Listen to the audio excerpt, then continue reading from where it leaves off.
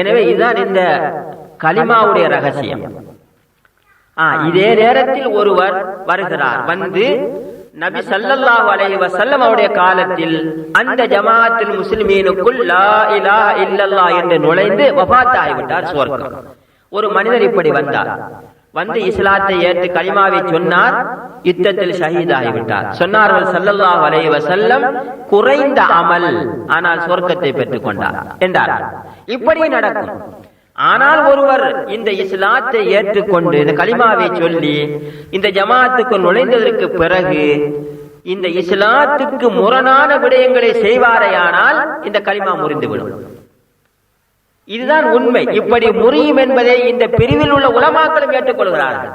இதனால் தான் காதியானிகள் ஸல்லல்லாஹு அலைஹி வஸல்லம் அவர்களுக்கு பிறகு ஒரு நபி வருவார்கள் என்று சொன்ன காரணத்தினால் இவருடைய கலிமா முறிந்து விட்டது என்று காஃபிர் என்று ஃபத்வா கொடுத்தார்கள்.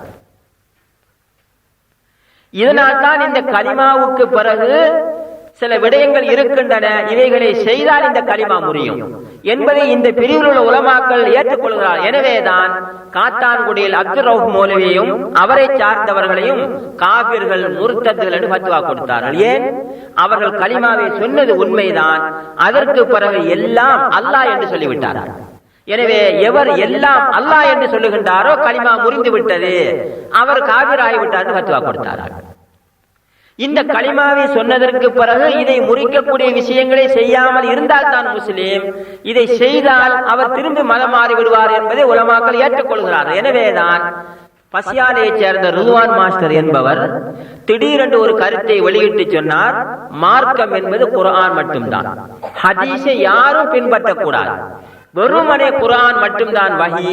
எனவே வஹி குர்ஆன் ஒளியில் 3 நேரம் தான் தொழ வேண்டும், அதான் சொல்லக்கூடாது, ஜனாசாவுக்கு தொழுகை கிடையாது என்றெல்லாம் கருத்தை வெளியிட்டார். உடனே இந்த பிரிவில் உள்ள உலமாக்கள் எல்லாம் விளங்கி வைத்தார்கள் இஸ்லாத்தை. எப்படி?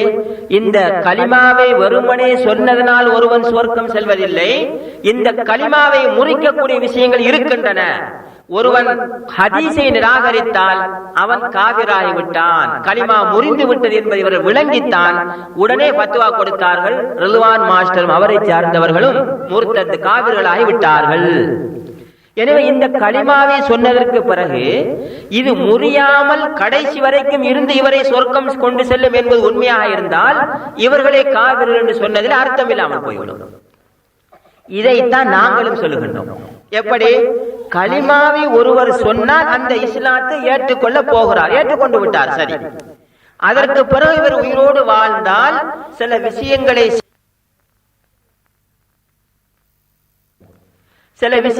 செய்ய வேண்டிய விஷயங்களில் சிலது இருக்கின்றது, விட்டால் காபிராகி விடுவார். தடுக்கப்பட்ட விஷயங்களில் சிலது இருக்கின்றன, செய்தால் காபிராகி விடுவார். உதாரணத்திற்கு ஒருவர் கலிமாவை சொல்லிவிட்டார், கலிமாவை சொன்னதற்கு பிறகு அவருக்கு இஸ்லாம் சொல்லுகின்றது இந்த வித்ர் தொழுகை தொழுங்கள் என்று ஏவர். இவர் தொழவில்லை, காபிராக மாட்டார். இதை நன்றாக விளங்கிக் கொள்ளுங்கள். ஒருவர் கலிமாவை சொல்லிவிட்டார், முஸ்லிம். இன்றைக்கு நாங்கள் சொல்லுகின்றோம், மறுக்கவில்லை.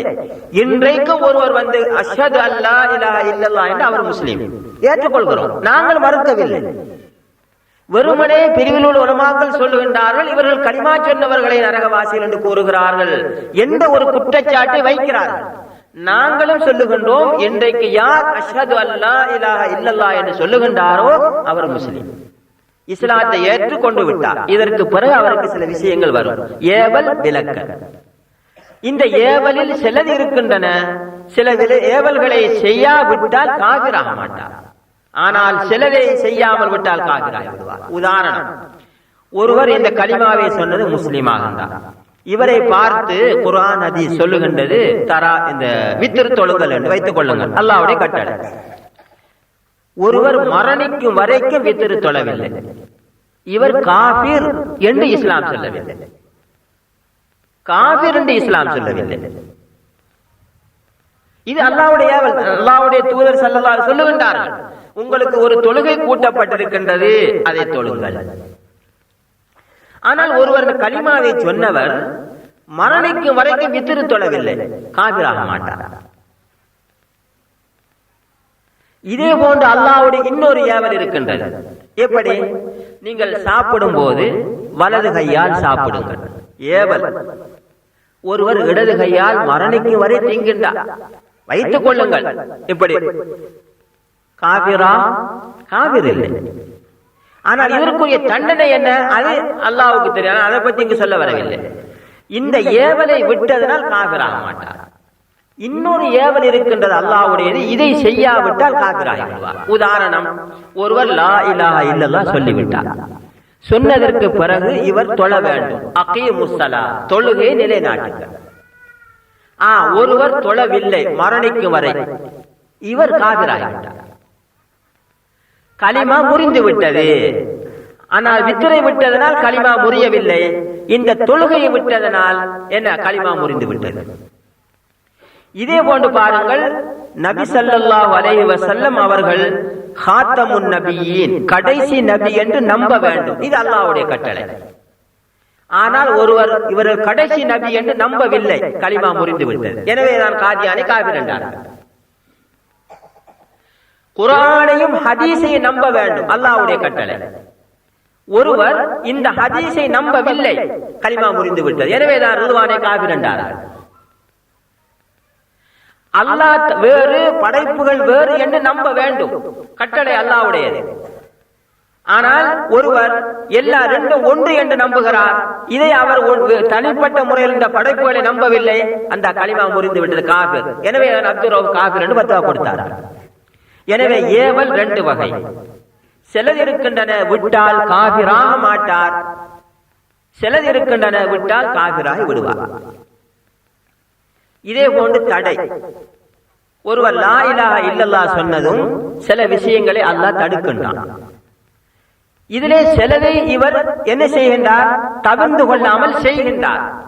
காபிராக மாட்டார், கலிமா முறியார். உதாரணம், நபி ஸல்லல்லாஹு அலைஹி வஸல்லம் அவர்கள் நின்று கொண்டு செருப்பு அணியாதீர்கள், தடை. ஒருவர் இந்த கலிமாவை சொன்னதற்கு பிறகு நின்று கொண்டு செருப்பு அணிகின்றார், மரணிக்கும் வரை இப்படி செய்கின்றார். இவர் இந்த உலகத்தில் காபிர் என்று இவரை தீர்ப்பு வழங்க முடியாது, வழங்கப்படுவதில்லை. இவர் பாவி. இதே நேரத்தில் அல்லாஹ் தஆலாவோ அவருடைய தூதரோ ஒரு தடையை செய்திருக்கின்றார்கள். உதாரணமாக, இடது கையால் சாப்பிடாதீர்கள், தடை. ஒருவர் இடது கையால் சாப்பிடுகின்றார், காபிராக மாட்டார், கலிமா முறியார். ஆனால் இதற்குரிய தண்டனை அது இரண்டாவது விஷயம். இன்னொரு தடை இருக்கின்றது, அதை செய்தால் காபிராகி விடுவார். எப்படி? அல்லாஹ் தஆலா கூறுகின்றான், தடுத்திருக்கின்றான். எப்படி? நீங்கள் அல்லாஹ் அல்லாதவர்களை அழைக்காதீர்கள், தடை. ஒருவர் லா இலாஹா இல்லல்லாஹ்வை சொல்லிவிட்டு யா முஹியத்தீன், என்னை காப்பாற்றுங்கள் என்றார். யா அலி கௌஸ், அலியே என்னை காப்பாற்றுங்கள் என்றார். யா நாகூர் மீரா சாஹிப் கௌஸ், என்னை காப்பாற்றுங்கள் என்றார்.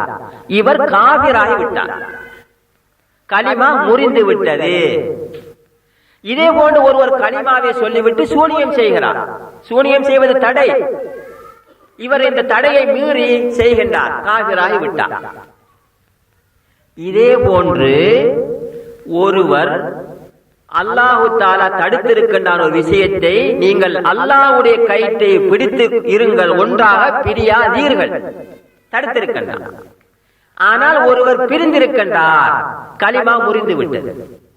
இதைத்தான் நாங்கள் கூறுகிறோம், கலிமா முறிந்து விட்டது. ஏன்?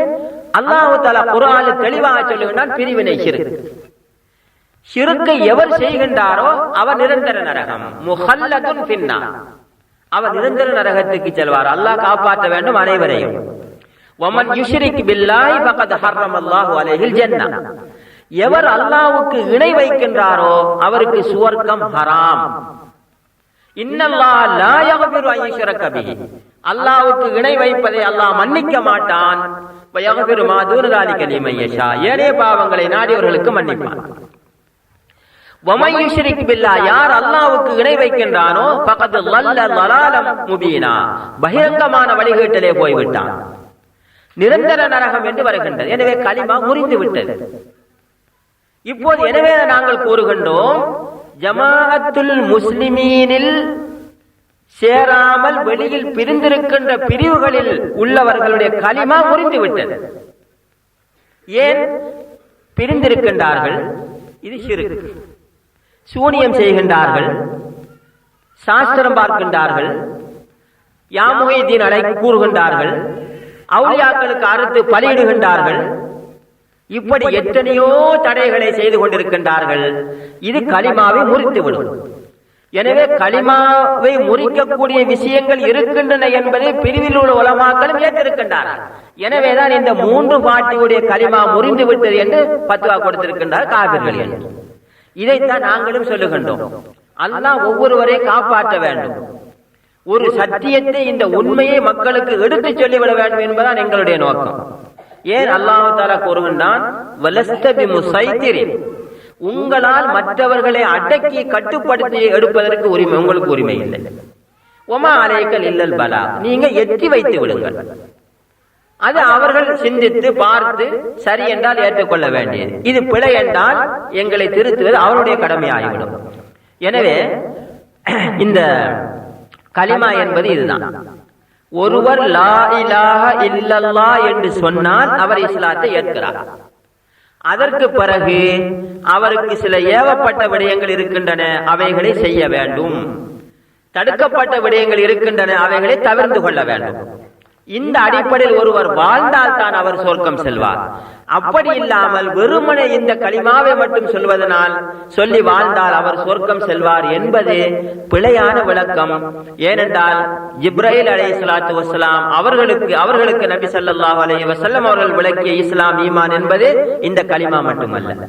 எனவே பரிபூரணமாக இந்த இஸ்லாம் என்பது ஒரு பரிபூரணமான வாழ்க்கை திட்டம். யார் இந்த லா இலாஹ இல்லல்லாஹ் என்ற கலிமாவை கூறியோ, அல்லது வெறுமனே நான் முஸ்லீம் ஆகிவிட்டேன் என்று கூறியோ, அல்லது பிரிவிலிருந்து ஒதுங்கிவிட்டேன் என்று கூறியோ, அல்லது நான் மதம் மாறிவிட்டேன் என்று கூறியோ, அல்லது அந்த அமீருடைய கையை பிடித்து நான் அல்லாஹ்வுக்கு இணை வைக்க மாட்டேன் என்று கூறியோ, ஜமாஅத்துல் முஸ்லிமீனுக்குள் நுழைந்து மரணிக்கு வரை அதிலே இருந்தால் அவர் சொர்க்கம் செல்வார்.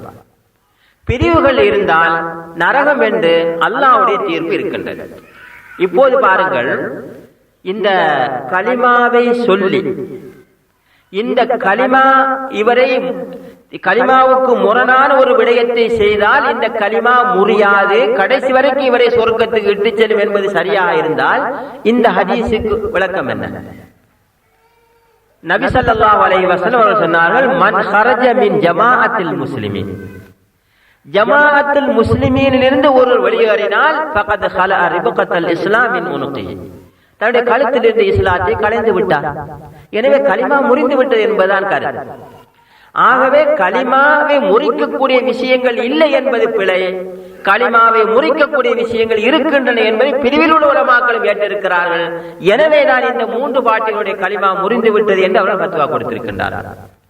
இதான் இந்த லா இலாஹ இல்லல்லாஹ் சொன்னவர்கள் சுவர்க்கம் செல்வார்கள், நீங்கள் எப்படி நரகம் பிரிவுகள் நரகம் செல்லும் என்று கேட்கின்ற கேள்விக்குரிய சுருக்கமான விட இதுதான். இதை பற்றி விளக்கமாக பேசுவதாக இருந்தால் இன்னும் நீண்ட ஒரு நேரம் எடுக்கும். இது போன்று இன்னும் சில கேள்விகள் வந்திருக்கின்றன, அந்த கேள்விகளுக்கு நான் விடையளிக்க வேண்டி இருக்கின்றது. அடுத்ததாக இன்னொரு கேள்வி கேட்டிருக்கின்றார்கள். சென்ற வார பதில் மூலம் ஒரு அமீர் இருக்க வேண்டும் இஸ்லாத்தை ஏற்றுக்கொள்வதற்கு என்று விளங்கினோம்.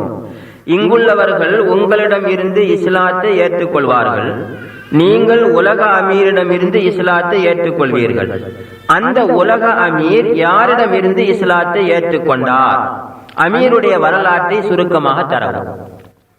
இப்போ தெரியும் தான், இந்த ஜமாஅத்துல் முஸ்லிமீனுடைய தலைமைத்துவம் பாகிஸ்தான் கராச்சியில இருக்குது. இப்ப இவருடைய கேள்வி, இப்ப ஒருவர் பைஅத் செய்து இந்த ஜமாஅத்துல் முஸ்லிமீன் நுழைந்தால் சுவர்க்கம் என்று சொல்லுகின்றீர்கள். சரி, இங்குள்ளவர்கள் உங்களிடத்தில்